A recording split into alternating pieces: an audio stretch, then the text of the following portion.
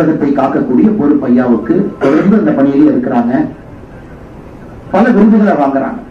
உதாரணத்திற்கு ஜவஹர்லால் நேரு பல்கலைக்கழகம் இந்தியாவுடைய 10 உயர்ந்த லைப்ரரியன்ஸ் அப்படிங்கிற விருதுல 10ல ஒருத்தரா பாலமையா இருக்கிறாங்க.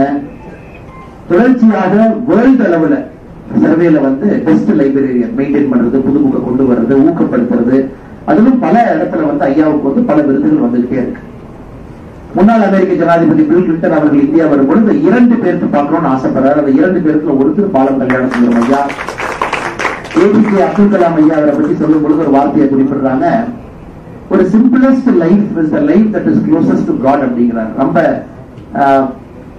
எந்தவித ஆடம்பரமும் இல்லாம ஒரு சிக்கனமான ஒரு வாழ்க்கை, எல்லா விதத்திலும் கூட அது கடவுளுக்கு அருகில் இருக்கக்கூடிய வாழ்க்கையில் அது பாலம் கல்யாண சுந்தரம் ஐயா போன்ற ஒரு வாழ்க்கையை வாழ்றாங்க அப்படின்னு ஏபிஜே அப்துல் கலாம் ஐயா அவர்கள் இவங்களுக்கு ஒரு சான்றிதழ் கொடுக்கிறாங்க. என் சூப்பர் ஸ்டார் ரஜினிகாந்த் அவர்கள் ஐயா அவர்களை தன்னுடைய தந்தை அப்படிங்கிற ஒரு வார்த்தையை பயன்படுத்துறாங்க. பாலம் கல்யாண சுந்தரம் ஐயா என்னுடைய தந்தை. ஒரு பல விஷயங்கள் 1963 சீன போர் சமயத்துல நேஷனல் செக்யூரிட்டி ஃபண்டுக்கு தன்னுடைய வீட்டில் இருக்கக்கூடிய மொத்த தங்கத்தையும் கொடுத்துறாங்க. அன்னைக்கு எட்ட சவர் என்ன பண்ணா 50 கிராமங்கள இன்னைக்கு தேதிக்கு 50 கிராம் அதெல்லாம் மொத்தமா கொடுத்துறாங்க. அதை கர்ம வீரர் காமராஜர் ஐயா பின்னாடி ஒரு காலத்துல பாலம் கல்யாண சுந்தரம் ஐயாவை பத்தி பாராட்டுறாங்க. எதற்காக நான் சொல்றேன் அப்படின்னாங்க, இது போன்று மனிதர்களும் நம்மோடு இருக்கின்றார்கள் என்பதற்காக நான் சொல்றேன். 2023 இந்தியாவுடைய உயரிய விருதுல ஒரு விருதாக இருக்கக்கூடிய பத்மஸ்ரீ விருது ஐயாவுக்கு மத்திய அரசு நம்முடைய ஜனாதிபதி அவர்களால் கொடுக்கப்பட்ட ஒரு பெரிய கௌரவம் தமிழர்களுக்கு கிடைத்திருக்கிறது. ஐயா பத்மஸ்ரீ விருது 2023 கிடைக்கும். இதை விட மகிழ்ச்சி என்னன்னா, நம்முடைய அன்பு சகோதரர் மாநிலத்தினுடைய செயலாளர் எஸ்.ஜி. சூர்யா அவர்கள் ஐயாவை பத்தி ஒரு புத்தகம் எழுதியிருக்கார். ஒரு அற்புதமான புத்தகம். சூர்யா அவர்கள் தம்பி ஐயாவுடைய வாழ்க்கை முழுவதும் ஒரு புத்தகமாக எழுதி இந்தியா முழுவதும் பாலம் கல்யாண சுந்தரம் ஐயாவை பட்டி தொட்டி எல்லாம் எடுத்து சென்றிருக்கிறார்கள். இன்னைக்கு ஐயா அவர்கள் ஒரு சிறப்பு விருந்தெல்லாம் வந்திருக்கிறாங்க. பேசுங்க ஐயான்னு சொல்லும் போது என்ன வார்த்தை சொன்னா, எனக்கு பேச தெரியாது அப்படின்னா அதுவே பேசிட்டாங்க பாருங்க. எனக்கு பேச தெரியாது என்று சொல்வதிலே ஐயா பேசிவிட்டார்கள். ஐயாவுக்கு என்னுடைய நன்றி கலந்த வணக்கத்தை செலுத்தி, ஐயாவுடைய கையிலே இந்த புத்தகம் வெளியிடப்பட்டிருக்கிறது என்பது ஒரு கூடுதல் சிறப்பு இந்த புத்தகத்திற்கு. நம்ம தேசிய ஜனநாயக கூட்டணியுடைய முக்கிய அங்கம் இந்திய ஜனநாயக கட்சி.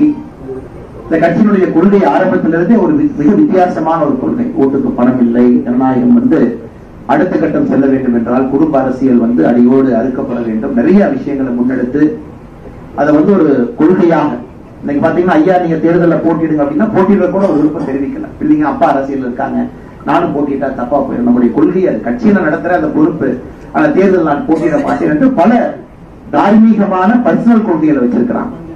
எஸ்ஆர்எம் பல்கலைக்கழகம் நிறைய நிறுவனங்களை நடத்தி கொண்டிருக்கின்றார்கள். குறிப்பாக இந்த நூறாசிரியர் அமல் பிரசாத் ரெட்டி அவர்களுக்கு ஒரு நெருக்கமான தோழராகவும் கூட இருக்கக்கூடிய அருமை அண்ணன் டாக்டர் ரவி பச்சமுட் அவர்கள் இங்கே வந்திருக்கின்றார்கள். இந்திய ஜனநாயக கட்சியினுடைய தலைவர். அவர்களுக்கும் இந்த நேரத்தில் நன்றி கலந்த வாழ்த்துக்களை வணக்கங்களை தெரிவித்து, அக்கா தமிழிசை சவுந்தரராஜன் அவர்கள் வரும்பொழுதெல்லாம் இந்த அரங்கத்திற்கு ஒரு புதிய அதிர்வு.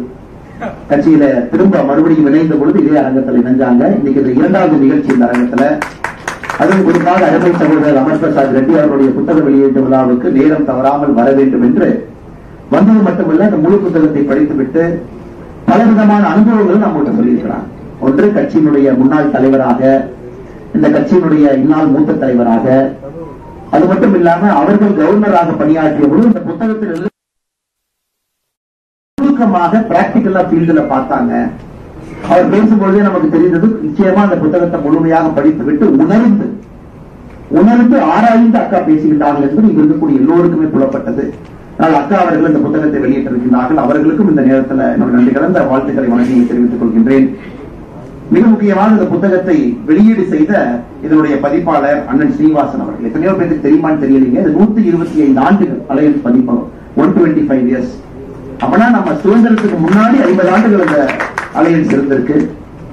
மகாத்மா காந்தி அவர்கள் இந்த புத்தகத்தினுடைய இவருடைய முன்னாள் மூதாதையர்களுக்கு அலையன்ஸை பத்தி கடிதம் எழுதியிருக்கிறாங்க. நேதாஜி சுபாஷ் சந்திர போஸ் அவர்கள் அலையன்ஸ் பப்ளிகேஷன்ஸ் கடிதம் எழுதியிருக்கிறாங்க. தமிழகத்துல ஏதாவது ஒரு பதிப்பகம் 125 ஆண்டுகள் தாண்டி வெற்றிநடை போட்டுக் கொண்டிருக்கிறது என்றால் அது அலையன்ஸ் பதிப்பகம்.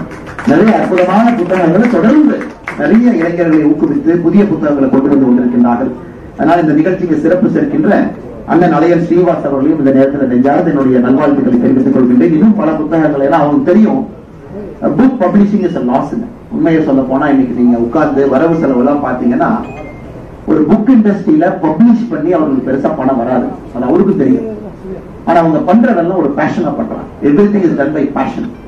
இன்னைக்கு நீங்க பிரிண்ட் பண்ணி இதுக்கு மேன் பவர் வச்சு இதுக்கு மார்க்கெட்டிங் பண்ணி ஒரு ஷெல்ஃப்ல பணம் கொடுத்து இந்த புக்கை நீங்க அங்க பண்ணி ஐபால்ஸை கேப்சர் பண்றதுக்கு அவ்வளவு மார்க்கெட்டிங் டெக்னிக் அவங்க பண்ணி இன்னைக்கு ஒரு புத்தக வெளியீட்டாளராக 21ஆம் நூற்றாண்டு 2024 யாரோ ஒருத்தவங்க இருக்காங்கன்னா உண்மையாலுமே அவரை நம்ம கையெடுத்து கூப்பிடணும். ஏன்னா இந்த தொழில் மற்ற தொழில் மாதிரி லாப நஷ்டம் பார்த்து பண்ணக்கூடிய தொழில் இல்லை.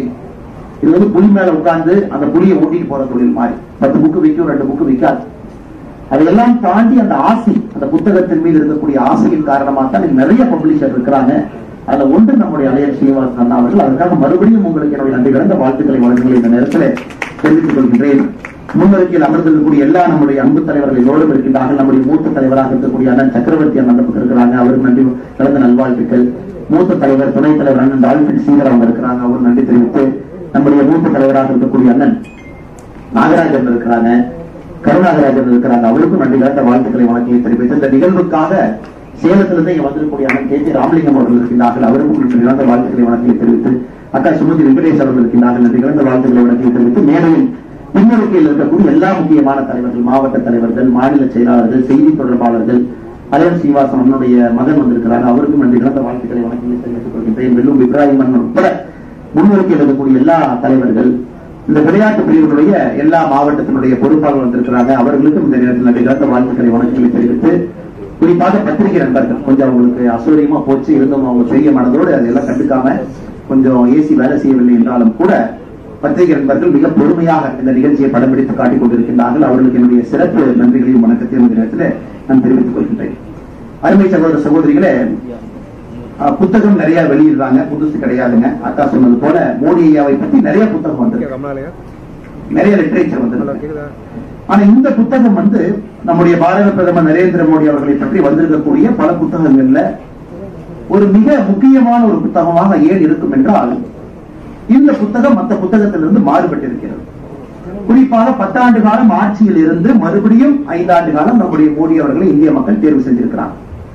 அப்ப 10 ஆண்டு காலம் அவர் செய்திருக்கக்கூடிய திட்டங்கள், கொண்டு வந்திருக்கக்கூடிய திட்டங்களை ஒரு டிஸ்பாஷனேட் அனாலிசிஸ், அந்த திட்டத்தினால என்ன பயன், அதனால நாடு எப்படி மாறி இருக்கு, மேனேஜ்மெண்ட் பை அப்ஜெக்டிவ் அப்படிம்பாங்க, MBO அப்படின்னு ஒரு டேர்ம் பயன்படுத்துவாங்க. அதான் திட்டம் வந்தாச்சு, 5 வருஷங்களுக்கு திட்டத்தை பார்த்தோம்னா அதனால என்ன பயன், இந்த திட்டத்தினால எத்தனை பேர் பயனடைஞ்சிருக்காங்க, இந்த திட்டத்தினால நாட்டினுடைய வளர்ச்சியோ பொருளாதாரமோ இல்ல நாட்டினுடைய சமூக பிரச்சனைகளோ திட்டத்தின் மூலமாக தீர்ந்திருக்கிறதா அப்படிங்கிறது அந்த மக்களுடைய அனாலிசிஸ். கனெக்டிங் 1.4 பில்லியன் என்கின்ற தலைப்புல ஒரு ரொம்ப டிஸ்பாஷனேட்டா 10 ஸ்கீம் எடுத்து மோடிஜி அவர்கள் கொண்டு வந்திருக்கக்கூடிய 10 திட்டங்களை கொண்டு வந்திருக்காங்க. ஒன்று ஸ்வச்ச பாரத்தில் ஆரம்பிச்சு ஜல்ஜீவன், வீடு வீட்டுக்கு தரக்கூடிய குடிநீரில் இருந்து மோடி அவர்கள் ஃபீடிங் அ நேஷன், நம்முடைய ரேஷன் கடை மூலமாக மிச்ச திட்டங்கள் மூலமாக மக்களுக்கு கொண்டு வரக்கூடிய உணவுப் பொருட்கள், அதன் பிறகு ஹெல்த் கேர், குறிப்பாக மிடில் கிளாஸ் மக்களுக்கு அவருடைய வாழ்க்கை தரம் உயர்த்துவதற்கு செய்திருக்கக்கூடிய சாதனைகள், டிஜிட்டல் டிவைட்.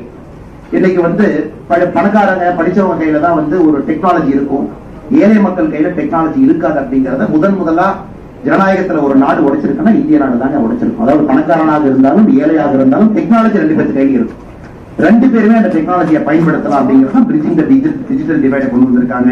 அடுத்து இளைஞர்களுக்கு ஏற்படுத்தக்கூடிய வாய்ப்புகள், குறிப்பாக நம்முடைய பிசினஸ் பீப்புள், தொழில் செய்பவர்களுக்கு நடந்திருக்கக்கூடிய மாற்றங்கள், வடகிழக்கு மாநிலங்கள், நார்த் ஈஸ்ட், நியூ ஹரிசான் அப்படிங்கிறாங்க, அங்க இருக்கக்கூடிய மாநிலங்களுக்கு என்ன நடந்திருக்கு, டெபஸ்ட்ரி ஆஃப் ஹெரிடேஜ் 10வது தலைப்பு பார்த்தீங்கன்னா முக்கியமான தலைப்பு, நம்முடைய கலாச்சாரத்தை எப்படி மையப்படுத்தி இந்த ஆட்சி நடந்திருக்குன்னு 10 வித்தியாசமான கோணத்தில் அனலைஸ் பண்ணிருக்காங்க. அதுல மிக முக்கியமானது இந்த திட்டம் மூலமாக என்ன மாற்றம் நடந்திருக்கு. உதாரணத்துக்கு பாருங்க, மோடி அவர்கள் 2014 ஆட்சிக்கு வந்த பொழுது இந்தியால வந்து எத்தனை வீட்டுல கழிப்பறை இருந்துச்சுன்னு பாத்தீங்கன்னா, நகர்ப்புறத்துல 65% வீடுகள், கிராமப்புறத்துல 34% வீடுகள்.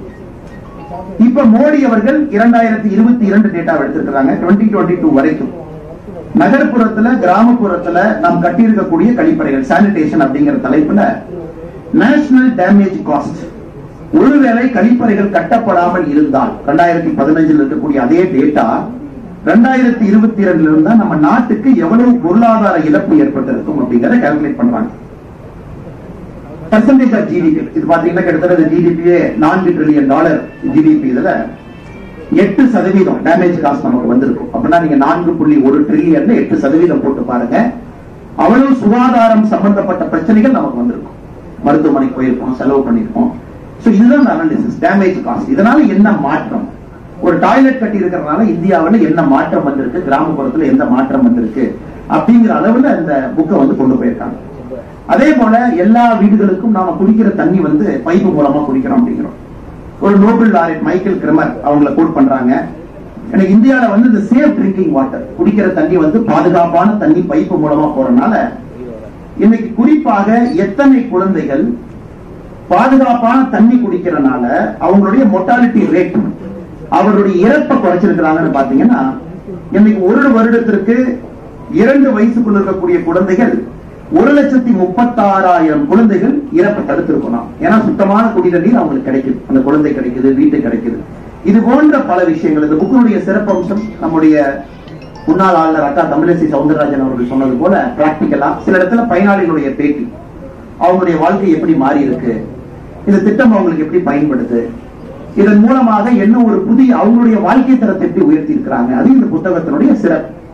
நிறைய புத்தகங்கள்ல பாத்தீங்கன்னா அவங்க ஆத்தருக்கு அந்த அப்ஜெக்டிவிட்டி இருக்காது. ஒரு 10 ஆண்டு காலம் முடிந்த பிறகு ஒரு 10 திட்டங்களை எடுத்து முழுமையாக அதை கண்காணித்து ஆராய்ந்து உலகத்தில் இருக்கக்கூடிய நிபுணர்கள் எல்லாம் அந்த திட்டத்தை பத்தி என்ன சொல்லியிருக்கிறாங்க அப்படிங்கிறத தொகுத்து ஆசிரியர் பெருமக்கள் நமக்கு அந்த புத்தகத்தை எழுதி கொடுப்பதற்கான வாய்ப்பு குறைவு. ஆனா இங்க நம்முடைய அருமை சகோதரர் அமர் பிரசாத் ரெட்டி அவர்களும் சஜித் ரோகேஸ்வரன் அவர்களும் இருவரும் இணைந்து இந்த பெரிய காரியத்தை பண்ணியிருக்கிறாங்க. 10 ஆண்டுகள் கழித்த பிறகு எப்படி இருக்கு அப்படின்னு.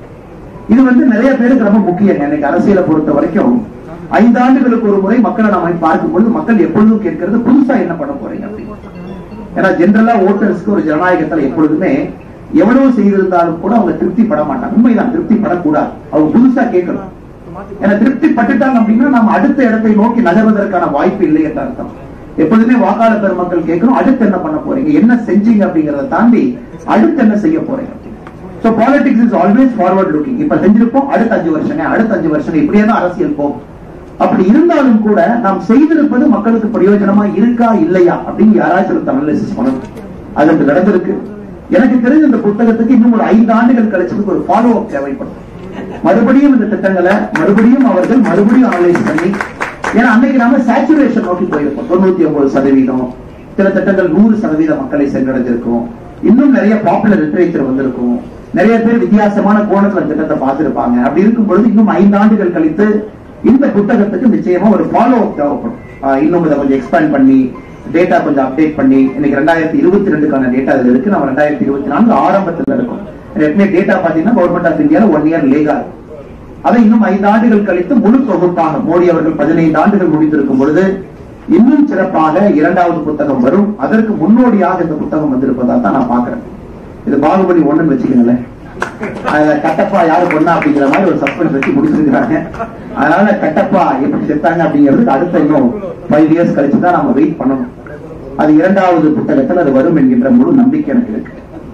2வது, இந்த புத்தகத்தை எத்தனை பேர் படிப்பாங்க? ஆனஸ்டா என்கிட்ட கேள்வி கேட்டீங்கன்னா, இன்னைக்கு புத்தகம் படிப்பவர்களுடைய எண்ணிக்கை குறைந்து கொண்டிருக்கிறது. ஏன்னா நம்ம எல்லாருமே சொல்றோம், இன்னைக்கு சோசியல் மீடியாவை யார் பயன்படுத்துறீங்களோ, ஒரு இளைஞனுடைய அட்டென்ஷன் ஸ்பேன் 40 செகண்ட்ஸ். 40 செகண்ட்குள்ள நீங்க ஒரு மெசேஜை கொடுத்தா மட்டும்தான் ஒரு இளைஞன் அந்த மெசேஜை கிரகித்து இதுதான் மேட்டர் அப்படின்னு புரிஞ்சுக்குவாங்க. அரசியலாக இருக்கட்டும், மார்க்கெட்டிங்கா இருக்கட்டும், ஒரு பெரிய பொருளாதாரம் யாராக இருந்தாலும் கூட அந்த 40 செகண்டுக்குள்ள அந்த மெசேஜ் எப்படி கொடுக்கணும், அதைத்தான் நீங்க போட்டி. அது ரீல் போடுறதா, இல்ல இது மாதிரி போடுறதா, இல்ல யூடியூப் ஷார்ட்ஸ் போடுறதா, இல்ல எப்படி ட்விட்டரை பயன்படுத்துறது, இன்ஸ்டாகிராம பயன்படுத்துறது, எப்படி 40 செகண்ட்ஸ்குள்ள மெசேஜ் கொடுக்குது பாருங்க. நாம எல்லாம் பள்ளிக்கூடத்துல படிக்கும் பொழுது 45 நிமிஷம் சொன்னாங்க. அதனாலதான் ஸ்கூல் பீரியட் 45 மினிட்ஸ் இருந்துச்சு. 45 நிமிஷத்துக்கு மேல அந்த குழந்தைக்கு வந்து கிரகிக்கக்கூடிய திறன் இருக்காது அப்படிங்கிறனால 45 மினிட்ஸ்க்கு அப்புறம் ஒரு பீரியட். இல்லை, உண்மையை சொல்ல வேண்டும் என்றால் வெரி டிஸ்ட்ராக்டட் வேர்ல்டு. ஒரு புத்தகத்தை எடுத்து 2-3 பேஜுக்கு மேல எத்தனை இளைஞர்கள், குழந்தைகள், பெண்கள், தாய்மார்கள் டிஸ்ட்ராக்ஷன் இல்லாம ஒரு 10வது பேஜுக்கு போக முடியும், டிஸ்ட்ராக்ஷன் இல்லாம 20வது பேஜுக்கு போக முடியும் கேட்டீங்கன்னா very few people can read it. ஆனா 2வது மிக முக்கியமானது, புத்தகம் வந்திருக்கு. இன்னைக்கு நாம் எதற்காக பாரதிய ஜனதா கட்சியினுடைய அலுவலகத்துல, சென்னை அலுவலகத்துல நம்ம கட்சியினுடைய ஒரு பொறுப்பாளராக இருக்கக்கூடிய அமர் பிரசாத் ரெட்டி அவர்களுக்கு இந்த இடத்தை கட்சி எதற்காக இங்கே கொடுத்து இந்த நிகழ்ச்சி இங்க நடத்துறோம் அப்படின்னாங்க, இது என்கரேஜ் பண்றோம். பாரதிய ஜனதா கட்சியில் இன்னும் புத்தகங்கள் நிறைய பேர் எழுதணும் அப்படிங்கிற செய்தி இதன் மூலமாக நாங்கள் தெரிவிக்கிறோம். நிறைய எழுதுங்க, கட்சி அலுவலகம் உங்களுக்காக இருக்கிறத பயன்படுத்திக் கொள்ளுங்க. எக்ஸ்பர்ட்டை கூப்பிட்டுங்க, வித்தியாசமான பார்வையா பாருங்க, கிராமப்புறத்தை பாருங்க, அரசியலை பத்தி எழுதுங்க. நிறைய புத்தகங்கள் வர வர ஒன்று புத்தகம் எழுதுறவங்களுக்கு முதல்ல கிளாரிட்டி கிடைக்கும். ஆனா வாழ்க்கையில 3 விஷயம் கஷ்டம். ஒன்று கல்யாணம் பண்றது, 2வது வீடு கட்டுறது, 3வது புத்தகம் எழுதுறது. இந்த 3 மிக மிக கடினமான வேலை. இந்த கல்யாணம் பண்றது பாத்தீங்கன்னா நம்ம கான்ட்ரிபியூஷன் ரொம்ப குறைவா இருக்கும். அப்பா அம்மா, அந்த பக்கம் அப்பா அம்மா இருப்பாங்க, அவங்க எல்லாம் பார்த்து நிறைய மேரேஜ் அரேஞ்ச் மேரேஜ்ல இருக்கிறனால இப்போதைக்கு ஆவரேஜா கல்யாணம் நடந்துரும். மாப்பிள்ளையோ பொண்ணோ ஒரு பொண்ணை பாத்துக்கிறாங்க, மாப்பிள்ளையை பாத்துக்கிறாங்க, கல்யாணத்தன்னைக்கு போறாங்க, அவ்வளவுதாங்க. அதுல நம்ம கான்ட்ரிபியூஷன் கம்மியா இருந்தாலும் தந்தை தாய்க்கு அது கஷ்டம் அப்படிங்கிறத நம்ம சொல்றோம். இந்த கல்யாணம் பண்றது தந்தை தாய்க்கு கஷ்டம்.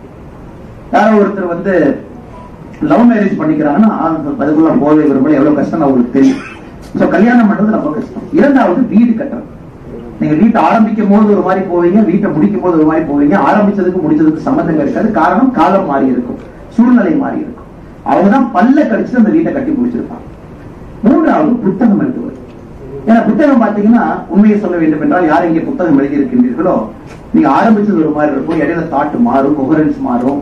நீங்களே பாதி புத்தகம் எழுதுறதுக்கு அப்புறம் உங்களுக்கே உங்க புத்தகத்தை பிடிக்காது, மறுபடியும் புத்தகத்தை முதல்ல இருந்து எழுதுவீங்க. பப்ளிஷர் நிறைய பிரச்சனை பண்ணுவாங்க. ஒரு புத்தகம், முதல் புத்தகம் ரொம்ப கடினம். ஏன்னா 2வது 3வது உங்களுக்கு வந்துடும். ஏன்னா you know the tricks of the trade. ஆனால் 3 கடினமான விஷயங்கள் வாழ்க்கையில. அதுல மிக முக்கிய கடினம் இந்த புத்தகத்தை எழுதுவது. அந்த புத்தகத்தில் எழுதக்கூடிய சாதனையை செய்திருக்கக்கூடிய இருவருக்கும் என்னுடைய நெஞ்சார்ந்த நல்வாழ்த்துக்களை இந்த நேரத்தில் தெரிவித்துக் கொள்கின்றேன்.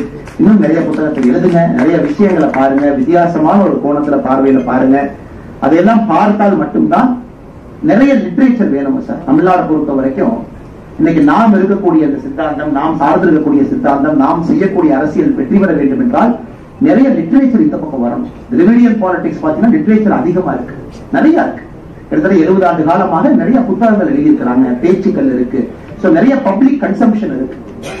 இந்த பக்கம் நீங்க அவர்களை தாண்டி நீங்க அரசியல ஜெயிக்க வேண்டும் நினைச்சீங்கன்னா இந்த பக்கம் லிட்ரேச்சர் நிறைய வரணும், புத்தகங்கள் நிறைய வரணும், நிறைய எழுத்தாளர்கள் உருவாகணும், நிறைய பேச்சுக்கள் பப்ளிக் போரத்தில் இருக்கணும். இது போன்ற மேனேஜ்மெண்ட் அப்ஜெக்டிவ் MBO ஒரு திட்டத்தை எடுத்து அனலைஸ் பண்ணி மக்களுக்கு ரத்தின சுருக்கமாக எதற்கு முக்கியமான திட்டம் என்று சொல்லும் அளவுக்கு ஒரு புத்தகம் இருக்கணும். அதனால இளைஞர்கள் நிறைய நீங்க புத்தகத்தை எழுத வேண்டும் என்கின்ற அன்பான வேண்டுகோள் இந்த நேரத்தில் இருக்கின்றேன். கடைசியா பத்திரிகை நண்பர்கள் வந்திருக்கிறாங்க.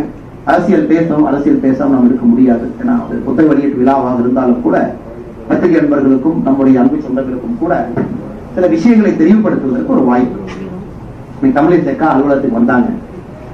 அதே நேரத்துல இன்னொரு தலைவர் அலுவலகத்துக்கு வந்தார். அண்ணன் இருக்கிறாங்க.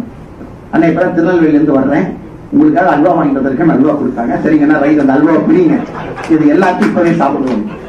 அதனால அக்கா காரணம் இந்த நாய் இல்ல, அல்வா கொடுத்தவர் அவருதான். அவரும் திருநெல்வேலியில இருந்து அல்வா கொண்டு வந்தார். அப்பவே அந்த அல்வாவெல்லாம் உடைச்சு நாம் அனைவரும் அமர்ந்து சாப்பிட்டு விட்டு வந்தோம். இது நகைச்சுவையாக இருந்தாலும் கூட இது பாத்தீங்கன்னா பிரிட்டிஷ் காலகட்டத்தில் இருந்து கிட்டத்தட்ட மிக நெடிய காலகட்டத்துல நம்ம குறிப்பா அந்த பட்ஜெட்டை பொறுத்த வரைக்கும் யாராவது அந்த பட்ஜெட் பேப்பர்ஸை பாதுகாக்கணும், சீக்கிரசி வெளியே போகக்கூடாது, பிரிண்ட் பண்றவங்களுக்கு தெரிஞ்சிடும். அதனால சில பேர் பாத்தீங்கன்னா அந்த பட்ஜெட் பிரிண்டிங் ரூம்குள்ளேயே தங்கிக்குவோம், அவங்க வெளியே வர முடியாது. அவங்க ரூம்ல போட்டு கூட்டு அடைச்சு வச்சிருவோம்.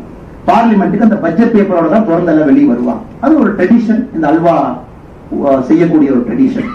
அதனால அவர்களோடு இந்த அண்டை எல்லாம் பரிமாறி இதெல்லாம் பட்ஜெட் ப்ராசஸ் எல்லாம் முடிஞ்சு வெளியே வந்த பிறகு மறுபடியும் அவர்களுக்கு உணவளித்து. அதனால இன்னைக்கு என்ன ராகுல் காந்தி அவங்க புரிஞ்சுக்கலீங்கன்னா, இந்த பட்ஜெட்டுங்கிறது பல பேர் சேர்ந்து உருவாக்கி இருப்பது. யாரோ ஒரு பேர் 2 பேர் சேர்ந்து உருவாக்குனது இல்லைங்க. நிதியமைச்சர் அவர்கள் பாராளுமன்றத்தில் பட்ஜெட்டை பிரசன்ட் பண்றாங்க. அதெல்லாம் நல்லா புரிஞ்சுக்கணும். அந்த வார்த்தையை பாத்தீங்கன்னா presenting a budget. So it is not making a budget. பார்லிமெண்ட்ல அவங்க பட்ஜெட்டை பிரசன்ட் பண்றாங்க. அப்ப இந்த பட்ஜெட்டை யாரு உருவாக்குனது? ராகுல் காந்தி அவர்கள் சொன்னாங்க, இங்க பாருங்க நான் போட்டோ கொண்டு வந்திருக்கேன் அப்படின்னு ஒரு போட்டோவை காமிச்சாங்க. இவர்கள்லாம் தான் அந்த பட்ஜெட்டை உருவாக்குனாங்க. இந்த போட்டோவை பாருங்க, ஓபிசியை காணா, நம்முடைய பட்டியல் சமுதாய சகோதர சகோதரிகளை காணா, இவங்களை காணா, அவங்களை காணா, பெரிய பிரச்சனை பண்ண போறேன், சக்கரவர்த்தியை நான் உடைச்சே தீர்வேன் அப்படின்னு ரொம்ப ஆர்ப்பாட்டம் பண்ணாங்க. ராகுல் காந்தி அவர்கள் 2 விஷயத்தை நன்றாக புரிந்து கொள்ள வேண்டும். ஒன்று, இந்த பட்ஜெட்டை உருவாக்கியவர்கள் இந்திய மக்கள் எல்லோரும் சேர்ந்துதான். காரணம் 48 லட்சம் கோடி ரூபாய்க்கான பட்ஜெட். அந்த 48 லட்சம் கோடி, இந்த பட்ஜெட்ல மிக முக்கியம் என்னன்னா வருமானம். இந்த வருமானத்தை நாம் எல்லாம் சேர்ந்து உருவாக்கி கொடுத்திருக்கோம் அரசனுடைய சட்டத்திட்டங்களுக்கு கட்டுப்பட்டு. அதான் பல பேர் பல ப்ராசஸ் இன்டராக்ஷன்ல கவர்மெண்ட்டுக்கு பல விதத்துல போதும். ஒரு மினிஸ்ட்ரி டிமாண்ட் வைப்பாங்க, ஒரு அமைச்சரவையும் கேட்பாங்க, அதெல்லாம் போகும். சிஐஐ வைப்பாங்க. நம்ம போன்ற சாதாரண மக்கள் நாங்க ஏகப்பட்ட சஜஷன் நாம கொடுக்கிறோம், கட்சி சார்பா பொதுமக்கள் கொடுக்குறீங்க. அதெல்லாம் போன பிறகு அது பல லெவல்ல டிஸ்கஸ் ஆகி அது பட்ஜெட் ஒன்று உருவாகி அதை பிரசன்ட் பண்றாங்க. ஆனால் ராகுல் காந்தி அவர்களை பொறுத்தவரை அவர் என்ன நினைச்சிட்டாங்கன்னா அது காங்கிரஸ் கட்சி ஆபீஸ் நினைச்சிட்டார். அதாவது ஒரு 4 பேர் உட்கார்ந்து இந்தியாவை இத்தனை காலமாக எப்படி ஆண்டார்களோ அது போலதான் பட்ஜெட்டை செய்வாங்க. 4 பேர் உட்கார்ந்து அல்வா சாப்பிட்டு பட்ஜெட்டை பண்ணி நம்ம கையில கொடுத்துட்டாங்க அப்படின்னு. அடிப்படை புரிதல் என்பதே ராகுல் காந்தி அவர்களுக்கு இந்த பட்ஜெட்டை பொறுத்தவரை குறைவு. இரண்டாவது, ஒரு விஷயத்தை நன்றாக புரிந்து கொள்ள வேண்டும். பண்டிட் ஜவஹர்லால் நேரு அவர்கள் எல்லா மாநில முதலமைச்சர்களுக்கு கடிதம் எழுதினாங்க, நான் ரிசர்வேஷனை அப்போஸ் பண்றேன், ரிசர்வேஷன் வந்துட்டாவே குவாலிட்டி வராது அப்படின்னு ஜவஹர்லால் நேரு அவர்கள் லெட்டர்ல மாநிலத்தினுடைய முதலமைச்சர்களுக்கு எழுதியிருக்கிறாங்க. அவருடைய தந்தையார் ராகுல் காந்தியுடைய தந்தையார் ராஜீவ் காந்தி அவர்கள் மண்டல் கமிஷனுடைய அறிக்கை எதிர்த்தார். காரணம், மண்டல் கமிஷனை கொடுத்துட்டீங்கன்னா open up can of worms அப்படின்னா, மண்டல் கமிஷன் அறிக்கையை மட்டும் ஏத்துக்கிட்டோம்னா ஒரு புழு இருக்கக்கூடிய டப்பாவை திறந்து விட்டுருவீங்க, இதெல்லாம் இந்தியாவுடைய ஒருமைப்பாட்டை கெடுத்து விடும், ரிசர்வேஷனா கொடுக்க கூடாது. இது ராகுல் காந்தி அவர்களுடைய குடும்பத்துல 2 நபர்கள் ஒருவர் ரிசர்வேஷன் நேரடியாக எதிர்த்தாங்க, ஒருத்தவங்க மண்டல் கமிஷன் ரிப்போர்ட்டையே சமர்ப்பிக்க கூடாது. அதன் பிறகு விபி சிங் ஐயா வந்து அதை சமர்ப்பிச்சாங்க. எல்லோருக்கும் தெரியும் மண்டல் கமிஷன் ரிப்போர்ட் யாரு காலத்துல உருவாச்சு, அது யாரை கொண்டு வந்தாங்க, எதற்காக காங்கிரஸ் கட்சி அதை தாக்கல் செய்யவில்லை என்பது எல்லோருக்கும் தெரியும். அது வந்த பிறகுதான் முதலா ஓபிசி அப்படிங்கிற கிளாசிபிகேஷன்ல ஐஏஎஸ் அதிகாரிகள் ஐபிஎஸ் அதிகாரிகள் ரெக்ரூட் ஆகிறாங்க. மண்டல் கமிஷன் ரிப்போர்ட் வந்த பிறகு மண்டல் கமிஷன் ரிப்போர்ட், அதாவது இதற்கு முன்பு உருவான உதாரணத்துக்கு நீங்க பாத்தீங்கன்னா 1989 மண்டல் கமிஷன் ரிப்போர்ட் வந்துச்சு. 91-92 ரிசர்வேஷன் ஆரம்பிக்குது. ரிசர்வேஷன்ல முதலா ஓபிசி ஐஏஎஸ் ஐபிஎஸ் அப்படிங்கிறவங்க 92-93 செலக்ஷன் ஆவாங்க. 2 வருஷம் ட்ரைனிங் போவாங்க. 95 ஃபர்ஸ்ட் போஸ்டிங் வரும். அவங்க செக்ரட்டரி எப்ப வந்திருப்பாங்க, ஓபிசி அப்படின்னு எப்ப வந்திருப்பாங்கன்னா 2015 தான் செக்ரட்டரியே ஆரம்பிச்சிருக்கும். 2020 தான் செக்ரட்டரி ஆரம்பிச்சிருக்கும். ஏன்னா செக்ரட்டரியாக போனவங்க 25 வருஷம் கிராஸ் பண்ணிருக்கோம்.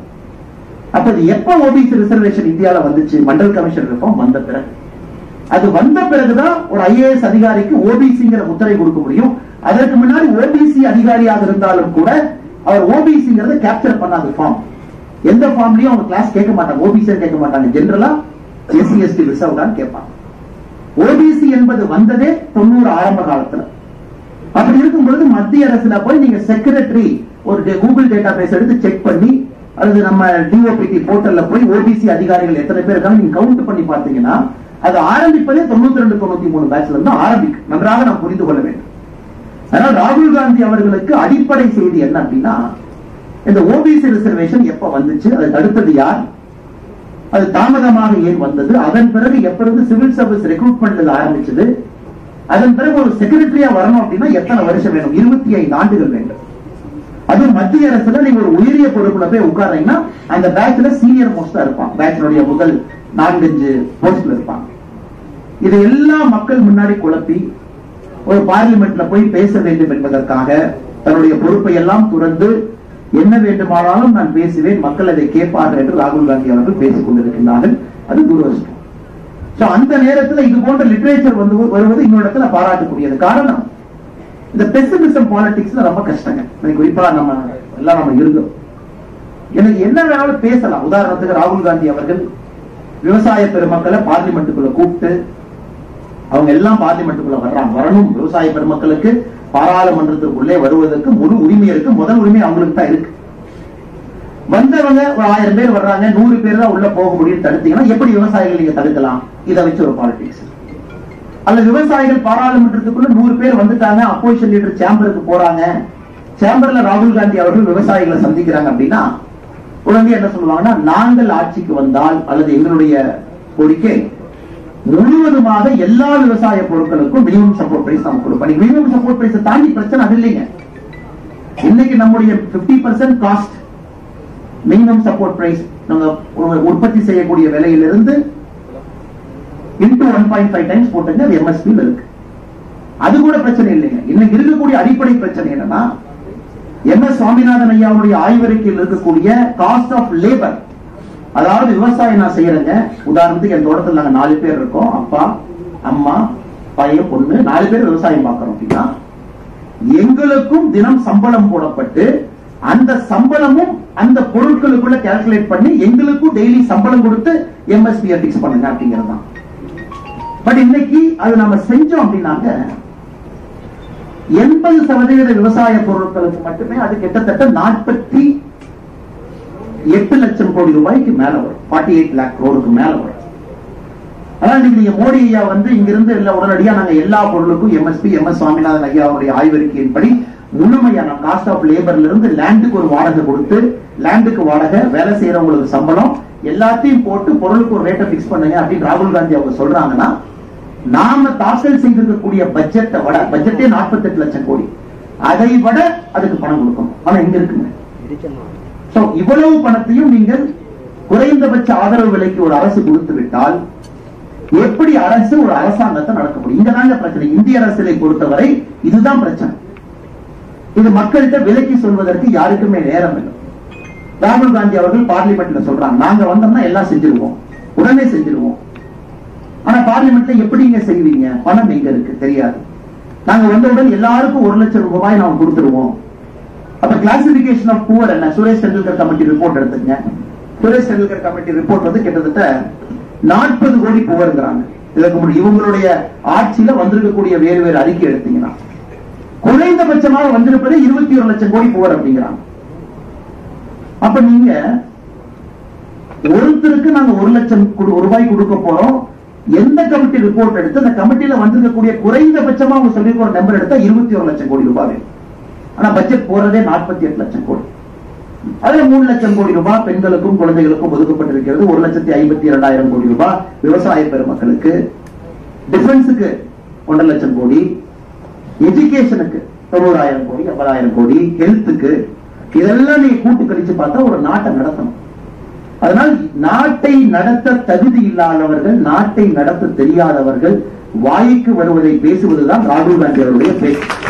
இதை வந்து கூலா கால்குலேட் பண்ணி ஒரு 5 நிமிடம் யோசிச்சு நீங்க பேசுனீங்கன்னா உங்களுக்கு தெரியும் இதெல்லாம் சாத்தியம் இல்லாத விஷயம். பிரச்சனை என்ன?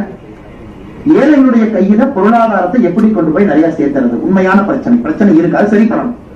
அதற்கு பாராளுமன்றத்தை பயன்படுத்த வேண்டும். எப்படி அவங்களுக்கு பண்றது? அவங்க சம்பாதிக்கக்கூடியது எப்படி டபுள் பண்ணலாம்? எப்படி மோர் இன்கம் அவங்க கையில கொடுக்கலாம்? ஆனா 1 லட்சம் ரூபாய் நான் கொடுப்பேன். எத்தனை பேருக்கு கொடுப்பீங்க? பதில் கிடையாது.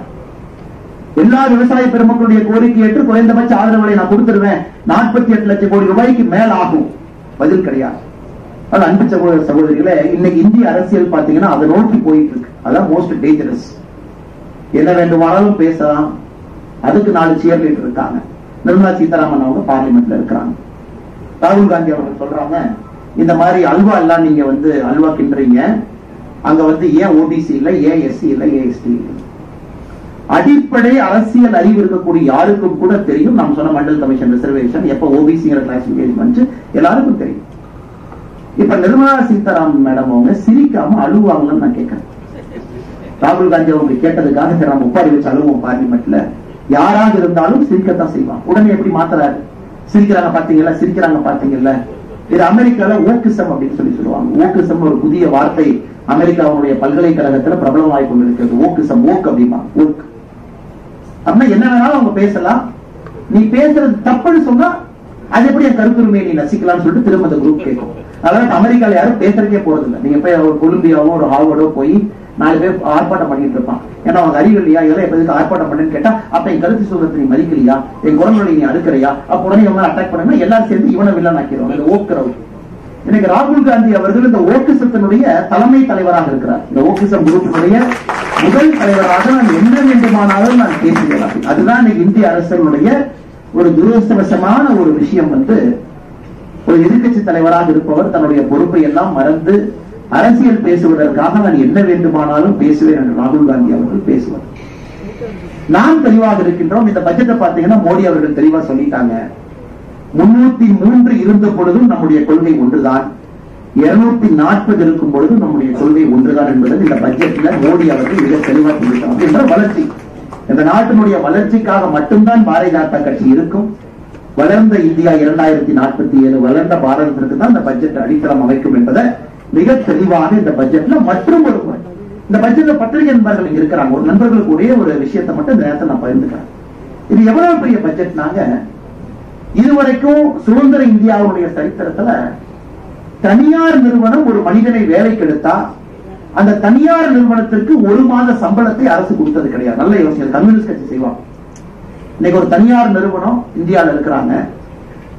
தனியார் நிறுவனம், ஃபார்மல் எம்ப்ளாய்மெண்ட் செக்டர், ஒரு சாப்ட்வேர் கம்பெனி கமலாலயம் பக்கத்துல வச்சுக்கலாம். அவங்க அடுத்த மாசம் ரெக்ரூட் பண்ற எம்ப்ளாயில ஒரு எம்ப்ளாயி ரெக்ரூட் பண்றாங்க அந்த கம்பெனில, அந்த எம்ப்ளாயினுடைய ஒரு மாத சம்பளத்தை அப்பர் லிமிட்டோட மத்திய அரசு அந்த கம்பெனி கொடுக்கும். ப்ரொடக்ஷன் லிங்க்டு இன்சென்டிவ் இத்தனை காலமா இருந்துச்சு. நீங்க வந்து ஒரு பொருள் உற்பத்தி பண்ணீங்கன்னா கமிஷன் எவ்வளவு வரும், அரசு உங்களுக்கு திரும்ப ரிபேட் கொடுக்கும். PLI இப்ப தமிழ்நாட்டு உற்பத்தி ஆகக்கூடிய பாதி எல்லா செல்போனும் PLI மூலமா தான் நடக்குது. இந்த பட்ஜெட்ல முதலாக எம்ப்ளாயி லிங்க்டு இன்சென்டிவ் ELI நோக்கி நடந்திருக்கக்கூடிய முதல் சவுத் அமெரிக்கன் கண்ட்ரீஸை தாண்டி ஒரு தேசம் என்ன நம்முடைய நாடு. Every employment generated in formal sector 1 month salary upper லிமிட்டோட, அதுக்கு ஒரு கண்டிஷன் வச்சிருக்காங்க. 1 லட்சம் ரூபாயை தாண்டக்கூடாது, 3 இன்ஸ்டால்மெண்ட்ல 5000 கொடுப்பாங்க. இது எதற்குனா இளைஞர்களுக்கு வேலை வாய்ப்பை வேகமாக இன்னும் உருவாக்க வேண்டும் என்கின்ற அடிப்படை கொள்கை.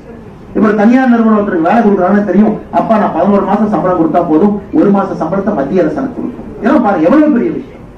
இதை நாம் அதிகமாக பேசி இருக்க வேண்டும். அதை தாண்டி 1 கோடி இளைஞர்கள், 1 கோடி இளைஞர்கள், வருஷத்துக்கு 20 லட்சம் பேர், 1 கோடி இளைஞர்களுக்கு இந்தியாவுடைய டாப் 500 கம்பெனில அவர்களுக்கு திறன் மேம்பாட்டு பயிற்சி.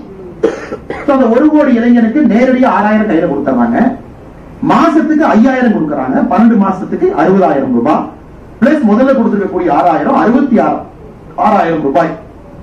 அந்த இளைஞன், அந்த சகோதரி அந்த 500 டாப் கம்பெனில 1 கோடி பேருக்கு முதலாக நம்முடைய நாட்டுல பட்ஜெட் மூலமாக அவர்களுக்கு இது கிடைக்குது. பாருங்க எவ்வளவு பெரிய விஷயங்கள் இந்த பட்ஜெட்ல இருக்கக்கூடிய விஷயங்கள். அதையெல்லாம் தாண்டி நம்முடைய கட்டமைப்பாக இருக்கட்டும், எதாக இருக்கட்டும், கொஞ்சம் கூட நாம பேக் அடிக்காம அதெல்லாம் இன்னும் முன்னாடி எடுத்துட்டு போயிடும். இவ்வளவு விஷயங்கள் ஒரு பட்ஜெட்ல இருக்கு. ஸ்டாலின் ஐயா கேட்கிறாங்க, நான் இந்த நித்தி ஆயோக் கூட்டத்துக்கு போக மாட்டேன் அப்படின்னு. ஏங்க ஐயா போக மாட்டீங்கன்னா, தமிழ்நாடுங்கிற பேரை சொல்லாம போயிட்டாங்க ஐயா, கண்ணுல தண்ணியா வருது, எப்படி நான் போய் எப்படி நான் தமிழ்நாட்டினுடைய பெருமையை நான் காப்பாற்றுவேன் நித்தி ஆயோக் கூட்டத்துக்கு போய். சரிங்க ஐயா 2022 ஏன் போகல அப்படின்னு கேளுங்க. அதுக்கு எனக்கு அதை சொல்றாருன்னா, எங்க அப்பாவுடைய நினைவு நாள் பக்கத்துல வந்துருச்சு, அந்த பிரிப்பரேஷனுக்காக இருந்து, அதனால அப்பா போகல. சரிங்க ஐயா பரவாயில்ல, 2023 ஏங்க ஐயா போல, அப்ப ஃபாரின் போயிட்டேன் அப்படிங்கிறார். இந்த மனிதர் இந்தியாவுடைய ஒரு மக்களால் தேர்ந்தெடுக்கப்பட்ட ஒரு முதலமைச்சர். 2021 இவங்க வரும்பொழுது நித்தி ஆயோக் கூட்டம் முடிஞ்சிருச்சு. 2021 மேல வர்றாங்க, அதற்கு முன்பே நித்தி ஆயோக் கவர்னிங் கவுன்சில் கூட்டம் முடிஞ்சிருச்சு. 2021 விட்டுறலாம், 2022 போல, 2023 போல, 2024 போல. இந்த முதலமைச்சர் அவர்கள், நம்முடைய முதலமைச்சர் 3 கூட்டத்துக்கு போல என்ன அர்த்தம்? ஒரு பையன் ஸ்கூலுக்கே போக மாட்டான், ஒரு டீச்சர் அம்மா கேட்பாங்க ஏன் தம்பி ஸ்கூலுக்கு போல, அம்மா வயிற்று வலி அப்படி. இது வந்து திங்கட்கிழமை போன வாரம். இந்த வாரம் போக மாட்டான், ஏன் தம்பி போல, அம்மா முதுகு வலி அப்படி. அடுத்த வாரம் போக மாட்டான், ஏன் போன, நீ பூரி சுட்ட, பூரியில என்ன அதிகமா இருந்துச்சு, அதை சாப்பிட்டு எனக்கு வயிறு அப்செட் ஆயிடுச்சு, நான் ஸ்கூல் வேலை ஏற மாட்டேன். எங்க வீட்டுல இந்த கதையெல்லாம் நான் பாக்குறேன்ல. இன்னைக்கு தமிழகத்தினுடைய முதலமைச்சர் மு.க. ஸ்டாலின் அவர்களுக்கு சரியான ஒரு நபர்னா, ஒரு வீட்டிலே பள்ளிக்கூடத்துக்கு போவதற்கு அடம் பிடிக்கக்கூடிய குழந்தைக்கு சமம் தான் தமிழகத்தினுடைய முதலமைச்சர் மு.க. ஸ்டாலின்.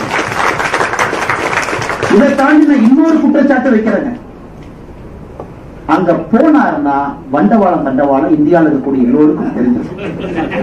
இது வந்து ரூம கூட்டிட்டு ஃப்ரண்ட்ல ஒரு ப்ராம்ப்டர் வச்சுக்கிட்டு, அவர் ட்விட்டர்ல பேசுற வீடியோ கிடையாதுங்க. அவர் வீடியோ போடுவார் ட்விட்டர்ல அப்பப்ப. அந்த வீடியோ பார்த்தா நிறைய கட்டு இருக்கும், முன்னாடி ஒரு ப்ராம்ப்டர் வச்சிருப்பாங்க. அப்படியே முதலமைச்சர் அதை பார்ப்பாரு, டப் டப் டப்னு படிப்பாரு, அது ITV எடுப்பான், டப்புன்னு கட் பண்ணி போட்டுருவான். அது நித்தி ஆயோக்ல லைவ். அத்தனை முதலமைச்சர்கள் முன்னாடி, செக்ரட்டரி முன்னாடி, இந்தியாவுடைய ஆளுமை மிக்க தலைவர்கள் இருக்கக்கூடிய இடத்துல ஒரு முதலமைச்சர் தமிழ்நாட்டை ரெப்ரசென்ட் பண்ணணும். பயத்தின் காரணமாக மட்டும்தான் அவர் நித்தி ஆயோக் கூட்டத்திற்கு செல்லவில்லையோ தவிர தமிழ்நாடு என்கின்ற பேரை பட்ஜெட்ல பயன்படுத்தல, அதுக்காக போல அப்படிங்கறதெல்லாம் கட்டுக்கதை.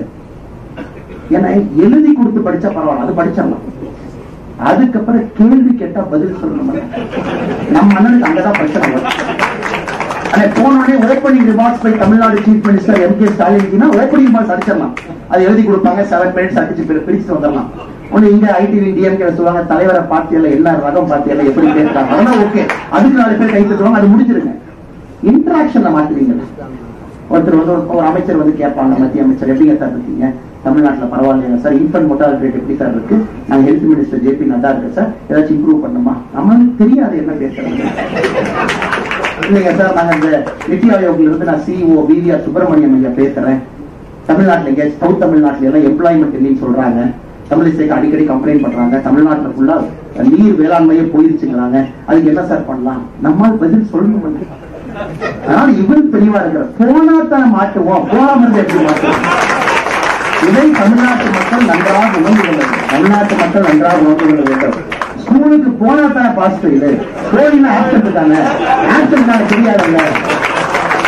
செஞ்சது கவுண்டமணி மாதிரி அண்ணன் நீ 8th பாஸ்ன நான் 10th ஃபெயில் அப்படிங்கிற மாதிரி ஆப்சன்ட் இருந்தீங்கன்னா அது பெரிய கெத்து தானே, ஃபெயில்னா தானே பிரச்சனை நம்ம ஊர்ல. ஆனா முதலமைச்சர் அவர்கள் செய்யக்கூடிய நாடகத்தை எல்லாம் தமிழக மக்கள் நன்றாக உற்று பார்த்துக் கொண்டிருக்கிறார். அவர்கள் நடத்தக்கூடிய ஊடகத்தின் மூலமாக ஒரு வலிமையில் அப்படியே ஓட்டிடலாம். எனக்கு தெரியும், இன்னைக்கு காலையில நாங்கள் பாரதிய ஜனதா கட்சி சார்பாக ஒரு அறிக்கை வெளியிட்டோம்.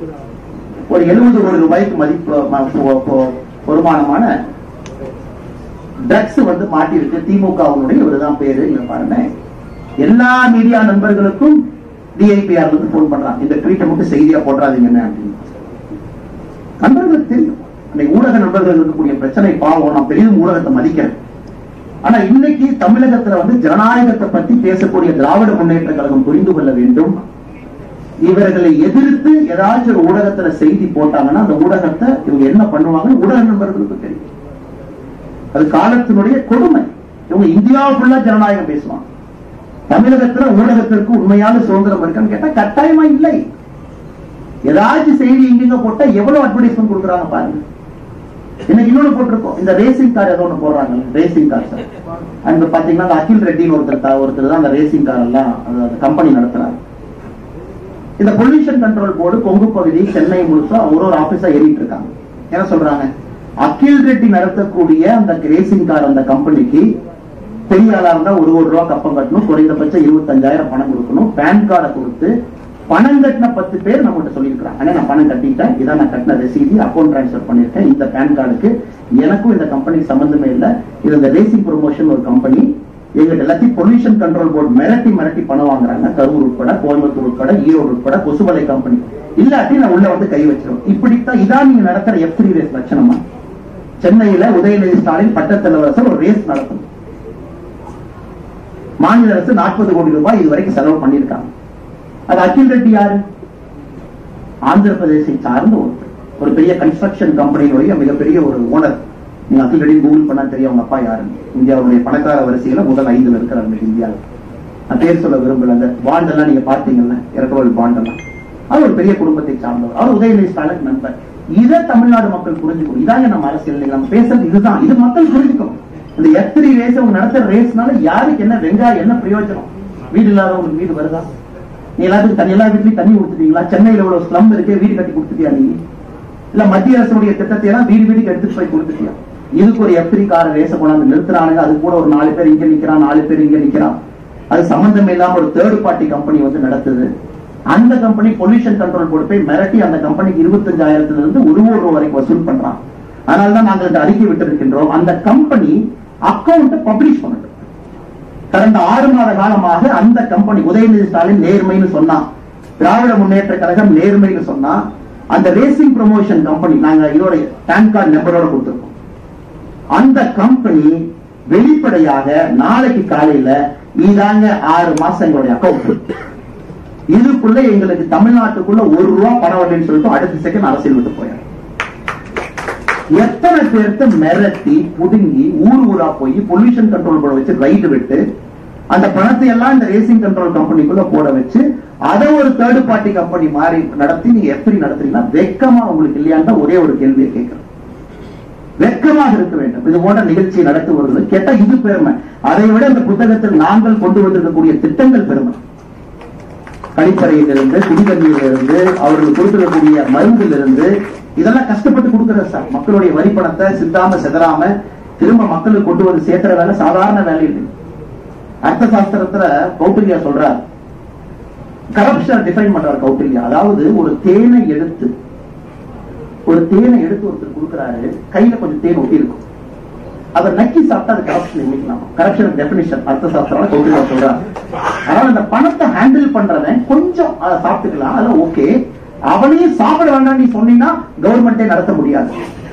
ஆனா கௌட்டில்யாவையே தோற்கடித்து தேனாக இருந்தாலும் அதை வலிச்சு அதை அந்த பாத்திரத்துல போட்டு நாட்டு மக்களுக்கு கொடுக்கக்கூடிய ஒப்பற்ற ஒரு தலைவர் இருக்காருன்னா பாரத பிரதமர் நரேந்திர மோடி. இவங்க நம்ம கிட்ட ஊழலை பற்றி, ஜனநாயகத்தை பற்றி, ஹியூமன் ரைட்ஸை பற்றி இவங்க பாடம் எடுத்துக் கொண்டிருக்கிறார்கள். அதனால் பத்திரிகை நண்பர்கள் இருக்கும்போது இந்த செய்தியை சொல்ல வேண்டும் என்பது என்னுடைய ஆசை. அப்படி இருந்தும் பத்திரிகை நண்பர்கள் கஷ்டத்துல வேலை பார்க்கறாங்க. நடுநிலை தவறாம மிகுந்த கஷ்டத்துல தான் அவங்களுடைய வேலை இருக்கு. ரொம்ப கஷ்டப்பட்டு தான் வேலை பார்க்கறாங்க. நியூஸ் என்ன போடணும், என்ன போடக்கூடாது எத்தனையோ மிரட்டினாலும் கூட அதையெல்லாம் தாண்டி இன்னைக்கு பாரதிய ஜனதா கட்சி இந்த அளவுக்கு வளர்ந்து நிற்குதுன்னா தமிழகத்தினுடைய பத்திரிகை நண்பர்கள் தான் காரணம். எந்த மாற்றம் இருக்கு இல்லை. அதை தாண்டி அந்த சத்திய சோதனையை தாண்டி அவங்க வேலை செய்யணும். அதுதான் நண்பர் அமர் அவர்கள் பேசும்போது அதற்காகத்தான் இந்த வார்த்தையை நான் பேசுறேன். காரணம், ஒரு பத்திரிகையை குறை சொல்லிட்டு அடிச்சுட்டு போறது ரொம்ப ஈஸி. நிறைய பேர் கை தட்டுவாங்க. நீங்க பாத்தீங்கன்னா எப்பவுமே பவரை திட்டீங்கன்னா மக்கள் அதிகமா கை தட்டுவாங்க. போலீஸை திட்டணும், பவர் யாருக்கு இருக்கோ அவங்களை திட்டினா தான் எதிர்கட்சிக்கு எப்பொழுதுமே கை தட்டுறது அதிகமா கிடைக்கும். போலீஸை திட்டு, ஜெர்னலிஸ்ட திட்டு, கவர்மெண்ட் திட்டு மக்கள் எப்பவும் பாராட்டுவாங்க. ஆனா அந்த பத்திரிகையை திட்டுவதற்கு முன்பு நாம் ஒரு விஷயத்தை உணர்ந்து கொள்ள வேண்டும். எவ்வளவு கடினமான ஒரு சூழ்நிலையில பத்திரிகை நண்பர்கள் வேலை பார்க்கறாங்க. அதிலும் பாரதிய ஜனதா கட்சிக்கு ஒரு பெரிய ஊடக வெளிச்சத்தை கொடுத்திருக்கிறாங்க. அதிலும் குறிப்பாக அமர் பிரசாத் ரெட்டி போன்றவர்களுக்கு ஒரு பெரிய ஊடக வெளிச்சத்தை நம்முடைய பத்திரிகை நண்பர்கள் கொடுத்திருக்கிறாங்க. அதுல நிறைய பிரச்சனைகள் வரத்தான் செய்யும். ஏன்னா ஆத்திர பத்தி ரெண்டே வார்த்தை சொல்லி நான் முடிச்சுக்கணும். காரணம் அதை சொல்ல தப்பா போயிடும். இப்ப நிறைய பேர் சொல்லுவாங்க அண்ணாமலை வந்து அமர் பிரசாத் ரெட்டி க்ளோஸ் அப்படின்னு. உங்களுக்கு தெரியும், இன்னைக்கு தமிழிசைக்கா தான் கட்சி கூட்டு வந்தது. இப்போ ஒரு பெரிய உண்மையை வந்து தமிழிசைக்கா தன்னுடைய சொந்த வாயிலேயே சொல்லிட்டாங்க. தமிழிசைக்கா தான் திருமணமும் செஞ்சு வச்சாங்க. அதுவும் அக்காவே சொல்லிட்டாங்க.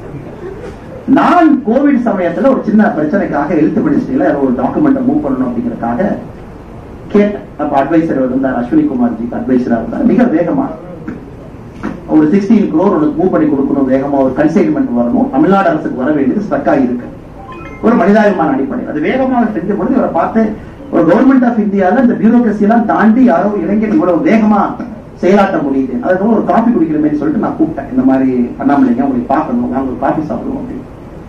முதல் முறையாக இந்த வேலை முடிந்த பிறகு கூப்பிட்டு அவர்கிட்ட ஒரு காஃபி குடிச்சதுக்கு அப்புறம் நான் சொன்னேன் எந்த ஊருன்னு கேட்டா இந்த மாதிரி ரெட்டின்னு சொன்னேன். கொஞ்சம் கன்ஃபியூஷன் ஆயிடுச்சு. முதல்ல ஒரு தெலுங்கானாவா, ஆந்திராவா, தமிழ்நாடா, எனக்கு பெருசா பழக்கம் இல்லை. நான் ஒரு ஃபார்மல் ரோல் வரதுக்கு முன்னாடி சத்தியமா எனக்கு பெருசா பழக்கம் இல்லை. இவர் சொன்னா இல்லைங்க பார்த்தா இங்கதான் தமிழ்நாடு தான், எங்க அப்பா வந்து அங்க பிறந்தாங்க, இறந்துட்டாங்க, அம்மா இங்க வந்தாங்க. நான் சொன்னேன் நீங்க எல்லாருமே இந்த மாதிரி டெல்லியில போய் நான் ஏபிஎஸ்ஆ வேலை செய்யறேன், அட்வைசரா வேலை செய்யறேன் அப்படின்னா கட்சி எப்படி வளர்க்கும்? அது போல நான் பல பேர்த்த கொண்டு வந்தேன். பிருத்திவின்னு ஒரு தம்பி இருந்தார், அவரையும் அதே போல ஏபிஎஸ்ஆ இருந்தார். அவரையும் சொன்ன இந்த ஏபிஎஸ் வேலையெல்லாம் ஆகாது, ரிசைன் மட்டும் முதல்ல தமிழ்நாடு வந்து சேருங்க, கட்சி வளர்த்துவதற்கு பாடுபடுங்க, அதுக்கப்புறம் பெரிய பொறுப்பு வரும்பொழுது நீங்க திரும்ப டெல்லிக்கு போங்க. இன்னைக்கு ஏன் இளைஞர்கள் போய் அசிஸ்டன்ட் பிரைவேட் செக்ரட்டரியா நீங்க மத்திய அமைச்சர்களுக்கு வேலை பார்க்கறீங்க? உங்க நேரம் எல்லாம் இங்க கொடுங்கன்னு சொல்லிட்டு இழுத்துட்டு வந்தவர் இவர் ஒருத்தர். அதன் பிறகு எனக்கு தெரியும் அமர் பிரசாத் ரெட்டி அவர்கள், அவருடைய துன்பம் எனக்கு தெரியும். இன்னைக்கு தமிழ்நாட்டில் எப்பவுமே நான் டிடிவி தினகரன் ஐயா அடிக்கடி மேடையில் சொல்லுகின்ற வழக்கம் the most miss understood politician ஒரு வார்த்தையை சொல்லுவேன்.